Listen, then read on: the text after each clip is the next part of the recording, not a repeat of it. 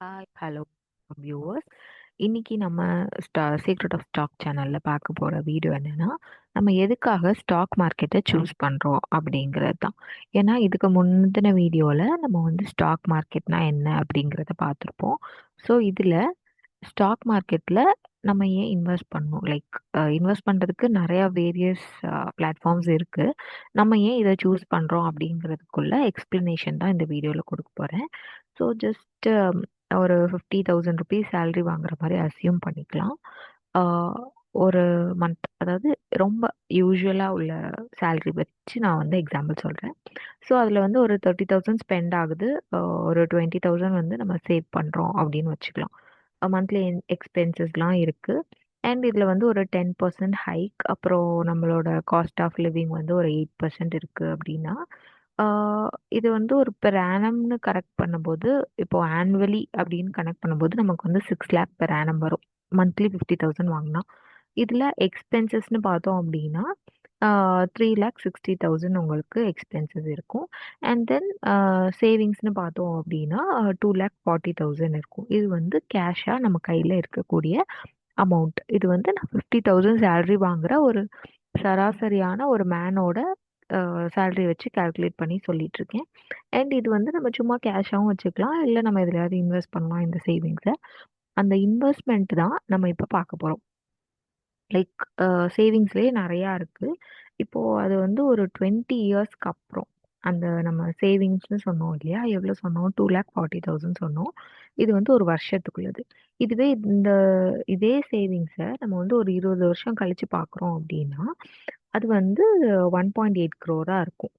இது வந்து மொத்தமாக எல்லாம் சேர்த்து 20 இயர்ஸ்க்கு அப்புறம் அந்த 10% ஹைக், அப்புறம் 8% காஸ்ட் ஆஃப் லிவிங் எல்லாம் சேர்த்து. அண்ட் இப்போ நமக்கு வந்து அந்த மேனுக்கு வந்து ஒரு 30 வயசு இருக்குன்னு வச்சுக்கலாம். அவர் வந்து 60 வயசுக்கு மேலே வேலை பார்க்குறதுக்கு விரும்பலை. அவர் வந்து ரிட்டையர்ட் ஆகணும் அப்படின்னு நினைக்கிறாரு. ஸோ அவருக்கான சேவிங்ஸ் வேணும். இந்த மாதிரி வச்சு நம்ம பார்க்கும்போது அது வந்து இயர்லி நமக்கு வந்து 8% நமக்கு இன்க்ரீஸ் ஆகும். ஏன்னா அந்த 10% ஹைக் சொன்னோம்ல, அதை அந்த மாதிரி பார்த்தா கால்குலேட் பண்ணால் நமக்கு அவ்வளோக்கு இன்க்ரீஸ் ஆகும். ஸோ இதில் நமக்கு வந்து அந்த சேவிங் பண்ணுறதுல நமக்கு 12% இன்க்ரீஸ் ஆச்சு. லைக் இன்வெஸ்ட் பண்ணதில் நமக்கு கிடைக்குது, ஒவ்வொரு வருஷமும் கிடைக்குது அப்படின்னா, அது வந்து நமக்கு 4.2 crore மாறும். எப்படின்னா, இப்போ நம்ம சேவிங்ஸ் மட்டும் வச்சு பார்க்கும்போது 1.8 crore சொன்னோம் இல்லையா, 20 வருஷம் கழிச்சு பார்க்கும்போது. அண்ட் இப்போ அதே இது 12% இன்வெஸ்ட் பண்ணது, அதாவது அந்த சேவிங்ஸை வந்து நம்ம இன்வெஸ்ட் பண்ணிட்டு அதில் நமக்கு 12% கிடைக்குது அப்படின்னா, அது வந்து நமக்கு எவ்வளவா மாறும் அப்படின்னா, அந்த 1.8 crore நமக்கு 4.2 crore மாறும். அதனால இப்போ நம்ம கேஷாக வந்து நம்ம வீட்லேயே வச்சுக்கிறதுக்கு பதிலாக அதை வந்து வேற இதில் நம்ம என்ன பண்ணுறோம், இன்வெஸ்ட் பண்ணலாம் அப்படின்னு பார்க்குறோம். அது எதுலலாம் இன்வெஸ்ட் பண்ணலாம் அப்படிங்கிறது வந்து ஒவ்வொரு இன்வெஸ்ட்மெண்ட்டுக்குமே வேற வேற ரிஸ்க் இருக்கு, வேற வேற ரிட்டர்ன்ஸ் இருக்கு. ஃபர்ஸ்ட் நம்ம வந்து ரியல் எஸ்டேட் பார்க்கலாம். ரியல் எஸ்டேட்ல இப்போ நம்ம இன்வெஸ்ட் பண்றோம் அப்படின்னா, அது வந்து கமர்ஷியலாகவும் இருக்கு, ரெசிடென்ஷியலாகவும் இருக்கு. இது இப்போ நம்ம எக்ஸாம்பிளுக்கு ஒரு அப்பார்ட்மெண்ட் வாங்குறோம், அது வந்து ஒரு 1 crore வாங்குறோம் அப்படின்னா, அதை நம்ம திரும்ப விற்கும் போது ஒரு 1.5 crore விற்கிறோம். அது வந்து ரெடி கேஷாக கொடுக்கணும். இந்த மாதிரி நிறையா ரிஸ்க் ஃபேக்டர்ஸ் இருக்குது இதில். அது அப்பார்ட் ஃப்ரம் தட் அதை நம்ம தூக்கி தூர வச்சிடலாம். இது வந்து ரியல் எஸ்டேட்டோட ஒரு இன்வெஸ்ட்மெண்ட் அப்படின்னு வச்சுக்கலாம். அடுத்தது நம்ம ஃபிக்ஸ்டு இன்கம். அதாவது இப்போ நிறைய பாண்ட்ஸ் இருக்கு, அதே மாதிரி இப்போ பேங்க்ஸ்லயே நம்ம வந்து ஃபிக்ஸடா டெபாசிட் பண்ணலாம். இந்த மாதிரி ஃபிக்ஸட் இன்கமும் இருக்கு. இந்த ஃபிக்ஸட் இன்கம்ல 1 இயருக்கு நமக்கு வந்து 5% தான் ரிட்டர்ன் கிடைக்கும். ஸோ இதுவும் ஒரு டைப் ஆஃப் இன்கம். லைக் நம்ம சேவ் பண்ணக்கூடிய ஒரு டைப் ஆஃப் வேன்னு வச்சுக்கலாம். அதுக்கப்புறம் பார்த்தீங்க அப்படின்னா கோல்டு. கோல்டு நம்ம எல்லாருக்குமே தெரியும், இப்போ தாறுமாறா ஏறிட்டு இருக்கு. ஸோ அதுலேயும் நம்ம வந்து இன்வெஸ்ட் பண்ணலாம். அண்ட் அந்த கோல்டு வந்து நமக்கு 1 இயருக்குன்னு பார்த்தா அது வந்து கிட்டத்தட்ட 6% கிட்ட ஏறுது, 5 to 6% கிட்ட ஏறிட்டு இருக்கு. அண்ட் இது வந்து இடிஎஃபாகவும் இருக்கலாம், இல்லை கோல்டாகவும் இருக்கலாம். ஸோ இது வந்து third way of investing. First சொன்னது ரியல் எஸ்டேட், ரெண்டாவது சொன்னது நம்ம ஃபிக்ஸட் இன்கம் சொன்னோம், மூணாவது கோல்டு. அண்ட் நாலாவது பார்த்தீங்க அப்படின்னா ஸ்டாக், ஈக்விட்டி அப்படின்னு சொல்லுவோம். இது வந்து ஒவ்வொரு கம்பெனிஸை பொறுத்து, ஒவ்வொரு ஸ்டாக்ஸை பொறுத்து நமக்கு வந்து அந்த பர்சன்டேஜ் வந்து வேரி ஆகிட்டே இருக்கும். ஸோ இந்த 4த்தையும் கம்பேர் பண்ணுறப்போ ஒவ்வொரு இதுலேயுமே ரிஸ்க் ஃபேக்டர்ஸ் ஜாஸ்தி இருக்குது அண்ட் ரிட்டர்ன்ஸும் அது பொறுத்து இருக்கும். இப்போ இதில் வந்து நிஃப்டி வந்து ரொம்ப ஒரு என்ன சொல்கிறது, நல்ல ஒரு ரிட்டர்ன்ஸ் கிடைக்கிறதுக்கு ஒரு குட் வேயாக இருக்கும். அண்ட் சில கம்பெனிஸ்லலாம் நியர்லி 20% வரைக்கும் நமக்கு வந்து லாபம் கிடைச்சிருக்கு, ப்ராஃபிட் கிடைச்சிருக்கு. அந்த மாதிரி கம்பெனிஸ் வந்து நம்ம லிஸ்ட் அவுட் பண்ணணும் அண்ட் அதுக்கு நிறைய டெக்னிக்கல் அனாலிசிஸ்லாம் பண்ணணும். அது நம்ம தூரத்துக்கு வச்சிடலாம். இப்போதைக்கு எதுக்காக நம்ம இதுக்குள்ளே வரோம் அப்படிங்கிறத பார்ப்போம். அண்ட் இது வந்து 2009ல இருந்து 2021 வரைக்கும் உள்ள டேட்டா. அதாவது கிட்டத்தட்ட 12 வருஷ டேட்டா. இதில் வந்து நம்ம ஒரு 20 வருஷம் இன்வெஸ்ட் பண்ணுறோம் அப்படின்னா அது எவ்வளோ கிடைக்கும் அப்படிங்கிறக்குள்ள கிராஃப் தான் இது. இப்போ இதில் பார்த்தீங்க அப்படின்னா சாரி, இதில் உங்களுக்கு வந்து ஃபிக்ஸட் இன்கம் பார்த்தீங்க அப்படின்னா 9% கிடைக்குது.